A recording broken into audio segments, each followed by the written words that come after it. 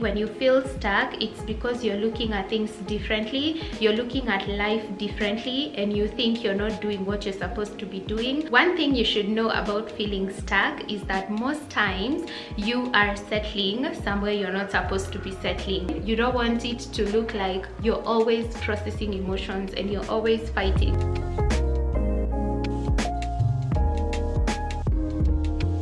Hey guys, so welcome back to my channel. Welcome back.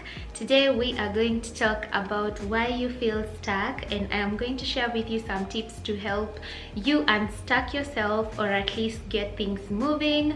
I know this is something that we go through quite a lot, and you shouldn't be ashamed of yourself that you're in a funk or you're feeling unmotivated and you feel like things are not going the way they should be going. It's totally normal. We're human beings and we are not meant to run like machines. So give yourself some grace, and yeah, let's get into the video. I hope you enjoy this video, and if you do, make sure you give it a big thumbs up, subscribe to the channel if you haven't already subscribed, and make sure your post notifications are turned on so that next time we have a video, you are among my first subscribers to get a notification. So before I get into the tips that I am going to share with you on unstucking yourself or getting things going, I wanted to share why you feel stuck. Usually when you feel stuck, it's because you're looking at things differently, you're looking at life differently, and you think you're not doing what you're supposed to be doing, or you feel like your life generally is not how it's supposed to be. That's totally normal. It happens, and it's a part of getting us out of our comfort zones.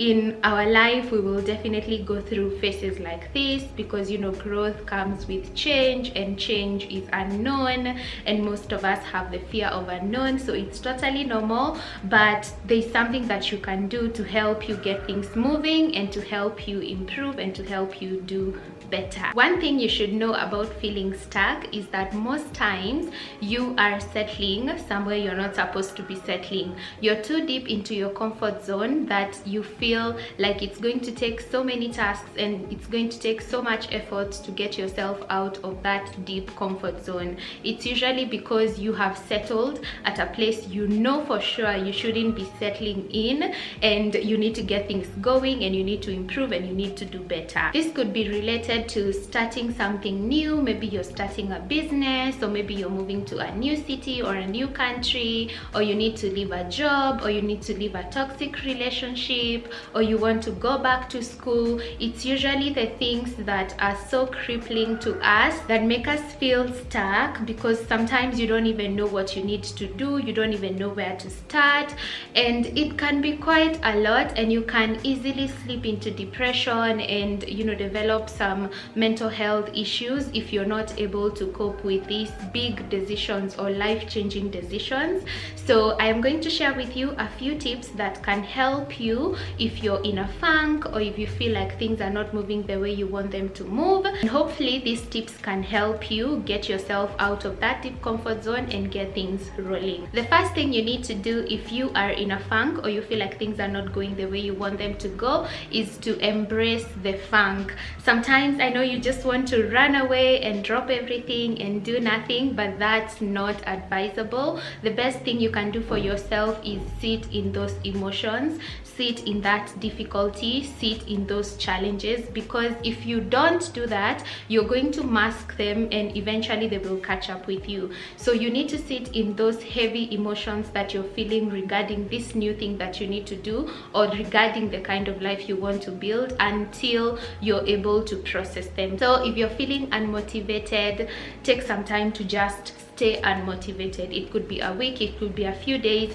it could be a month of slow living, so that you're able to easily decompress and start processing one emotion after the other. That way you're going to let go of all those crippling fears and emotions that are holding you back. The next thing you need to do is show yourself compassion. I know most times our worth is rooted in how productive we are, and that's so sad. It's so sad that we see ourselves ourselves worthy because of how many things we can do or how many goals we've accomplished. Yet we are worthy just as we are, just as we came on this earth. On the first day we were valuable and we were worthy, and we continue to be. So stop feeling like you're not doing what you're supposed to do, or feel like you're setting yourself back. It's okay. It's okay. You need to show yourself so much kindness. You need to extend grace to yourself. You need to be compassionate with yourself. This is the time you show yourself as much love as you can, because if you don't, you're going to again mask all these emotions, and you're going to fix yourself in a flight, freeze, fawn, or fight response, which is again not good for your mental health, and it's going to spiral you into depression or other mental health issues. The other thing that you can do to help you get out of the funk is to do things that ground you. What are the things that make you feel like you're present with yourself? What are the things that you do that make you feel like you're here and you're okay being here and you're content and you're happy? Is that exercise? Is that dancing? Is that cooking? Is that going outside for a walk? What does that look like for you? Practice these things and do them repeatedly to help you bring yourself back to yourself and get in touch with yourself. That way you're able to process these emotions as they come, and even if they are difficult to process in that moment, you can at least acknowledge them and slowly start getting out of that funk. The next thing you need to do is to up your self-care game. This is not the time to just go down and do nothing and just let yourself go. Stop taking care of yourself, or hang out with the wrong kind of people. This is the time where you need to bring all your self-care strategies and goals to play, so that you're able to keep up with who you are as a person to start. That way you're able to pull yourself down from this funk and get things rolling. So this is the time you're going to invest in your appearance. You're going to make sure you're doing your pamper routines, you're taking care of your hair, taking care of your nails, taking care of your body, moisturizing your body. This is the time you're going to exercise the hell out of your body. This is the time you're going to go out for walks, dance in the house, go to the gym, go cycling, running, whatever that looks like for you. This is the time you're going to sit and journal every emotion that comes, anything that you're feeling. This is the time you're going to sit down and journal. I remember a few months ago when I was in the deepest funk I have ever been in, I was journaling almost 10 times a day. I would feel some rushing emotions and I would just sit and write about how I was feeling. And at that time, looking back now, I see why I needed to do that, because it would have easily been me overthinking all those emotions, me settling into that fear and that funk. It would have taken me longer to process those things than I did. So up yourself game, do the most, cook yourself nice meals, stay in the house and do your movie nights, hang out with your friends. Whatever self-care goals you have, this is the time you're going to go heavy on them. And I know sometimes it doesn't feel like it, and it doesn't feel like it's something easy to do, but you have to do it. You have to push yourself to do it, because this is the only way you're going to get in touch with yourself and you're going to pull yourself out of this funk. Another point that is tied to the self-care point is that you're going to find destructive activities that are going to carry you away from this funk that you're feeling. You're not ignoring the funk, you're not letting it go, you acknowledge that it's there, but you need to do things that are going to pull you out of this scarcity mindset that you're in, this self-sabotage season that you're in, or this imposter syndrome that you're in. You're going to do some things to help you get out of that little funk that you've created for yourself. This could be activities like coloring. Let me tell you guys something. Coloring takes your mind away from the world so much that you don't even realize you have problems, because you will just start coloring, playing with colors. When you start playing with colors and you just get lost in the moment, you're able to sort of close this funk away from you, and then you can come back to it and process it. That way you're going to survive, because again, you don't want it to look like you're always processing emotions and you're always fighting and you're always trying to get yourself out of this funk. Sometimes you need a few hours of putting it aside and really doing some other things. So whatever destructive activities you can do, make sure you do those. It can be cooking, coloring, drawing, cycling, all the hobbies that bring you joy and the hobbies that take you out of the reality really and just take you into another world. Movies are a nice idea too. You can just soak into a series and get lost in that series for a few days, and then you can now slowly come back and process the funk. I know I talk about journaling here a lot, but it's because I've seen how helpful it has been for me in the many funks that I have been in. When you journal, you bring yourself back to yourself. You are able to process the heavy emotions, the not so heavy emotions. You're able to really see your life as a picture on the wall, and that for journaling is a page on a book. You're able to see, this is what's going on with me, this is what I need to do, this is what I should be doing, all that. So journal your feelings and thoughts away. Make this daily practice. If you're in a funk that has lasted for a very long time, wake up in the morning, sit down and journal. Write about how you're feeling, write about the kind of day you want to have, write about what you want to do with your life, write about why you think you're stuck, write about why you're self-sabotaging. All these small emotions that you're feeling, write them down, and slowly by slowly you're going to be able to process them. I know for most of us, when we are in a funk, the most immediate response to us is to self-isolate, stay by ourselves and do nothing and just wallow in our thoughts and feelings. But it's not always the best idea. This is the best time to connect with your friends and family, and make sure you're only connecting to the people that you are sure care about you.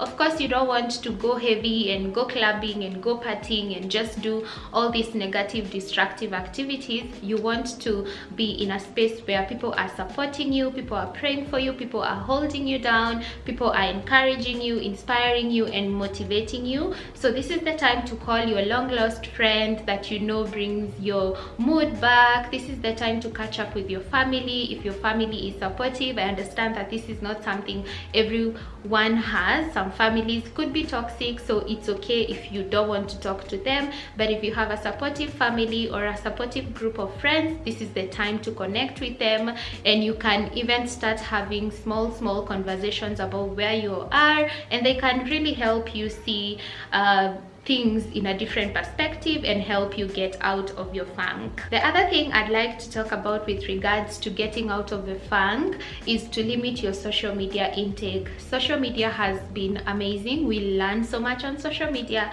We connect with people on social media, but it's also a very toxic space if you're not able to structure your following or the people that you really watch on social media. Sometimes you can go into the comparison rabbit hole and just compare your life with someone else's. I've been there, and honestly this is something that I am really intentional about. I limit my social media intake because sometimes when you're in that space of feeling like your life is not going the way it should go, you tend to compare yours with the other person. Yet social media is a highlight reel. Social media shows us the best parts of people. No one is sharing when they are crumbling. No one is sharing when their relationships are failing. No one is talking about the struggles they are going about day by day. So please stop comparing yourself to people on the internet and limit your social media intake. You can even detox. You can even detox for a day or 2 or 3 or even a week or even a month to get yourself back on track without really the opinions of others and comparing your life to others and feeling like you're not doing your best or feeling like your life is not going the way it's supposed to go. When you're in a funk or feeling like things are not going the way they're supposed to be, the first place that suffers is your space. You just let go of organizing and cleaning, and you just let things be whatever they want to be, which I understand totally. I do understand that at that time you only really care about yourself and you're trying as much as possible to take care of yourself, but your space is supposed to support you in that season. Your space is supposed to be your welcoming haven. It's supposed to be your coziest space, your safest space for you to be able to process all these things that you're going through. So make sure your space is clean, tidy, and organized at all times to help you really navigate what's going on. Sometimes you might feel like it's so much to do. Get help. Get someone to help you organize your space. Get someone to help you clean your space. Get your sister friend to come and help you keep your space organized once a week or once a month, however that looks like for you. When your space is not tidy and organized, you are more prone to going deeper into the funk, which can result in mental health issues, and that is what we are trying to avoid. Another thing that you need to do when you're in a funk and to help you get out of it is to rest. Rest as much as you need to and take breaks. If you're working, I acknowledge that most of us have day jobs. You still need to show up at work. Even if you're in a funk, you still need to wake up and work. We have bills to pay, so we can't afford a week off our responsibilities and roles, but we can afford ourselves as many breaks as we want to and intentional rest. So you can take an hour break, maybe over lunchtime, to journal, to go outside for a walk, to listen to uplifting music, or when you get home you can switch off your phone at 6 p.m. and sleep early, or you can set a day aside from your work, or maybe get an off day to just sit with your emotions and just try and process them alone, or you can just disconnect a little from the things that keep you busy and spend that time really taking care of yourself, doing your pamper routines, taking care of your body, taking care of your heart, taking care of your soul. Now that you're doing all these things that are helping you slowly come back to reality and slowly start working on these things that are bothering you, you can now start processing the funk little by little. You've been journaling, you've been taking care of yourself, you've been going outside for walks, you've been talking to your friends, and you're taking rests and you're taking breaks. Now you are at a point where you can now start asking yourself questions regarding this whole thing. What happened? What do I need to do? Why haven't I done it? What can I do? Do I need help? What should I prioritize? What are my needs right now? Slowly start talking about these things to yourself on a journal. You can write on your notes app. You can just get a random notebook and start writing actionable steps to help you get out of this funk.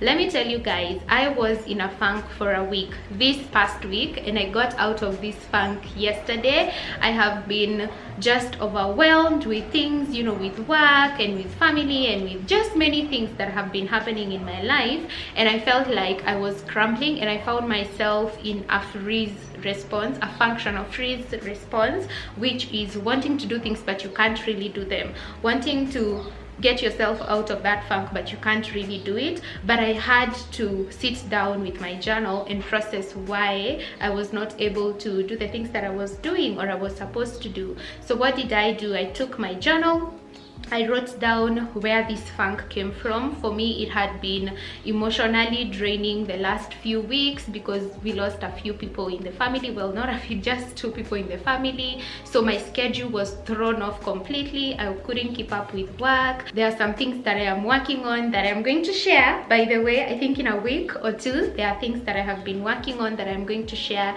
and they've been stressing me a little.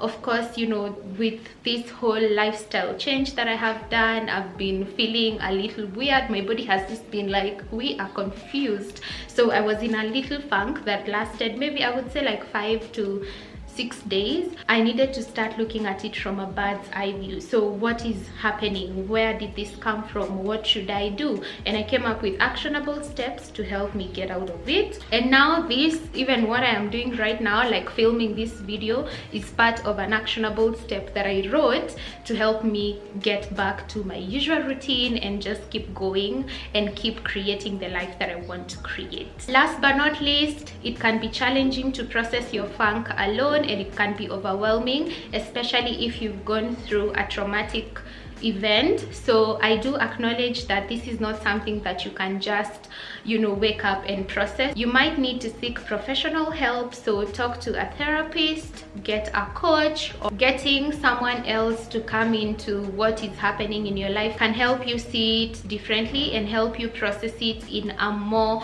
neutral and more sustainable way, instead of just, you know, wallowing with your thoughts and feelings and feeling overwhelmed and not knowing what to do. So it's okay to ask for help if you feel like it's been going for so long and you don't know what to do, and you're trying to journal, you're trying to move your body, you're trying to speak to your friends, you're trying to do a lot of self-care, but you're still stuck in that funk. You can ask for help and help will come and you will feel better. So those are the tips I have for you today to help you get out of a funk or help you start moving on and working towards the goals that you're working towards after a period of feeling stuck. I hope these tips help. If you've had a funk before and processed it to the end, leave us some comments below. Tell us what you did, tell us what helped you and what didn't help you. I'm sure we can learn from it. And if you are currently in a funk, I wish you all the best. I hope these tips help you. Do the work, show up for yourself, take care of yourself, and I know for sure you're going to get out of it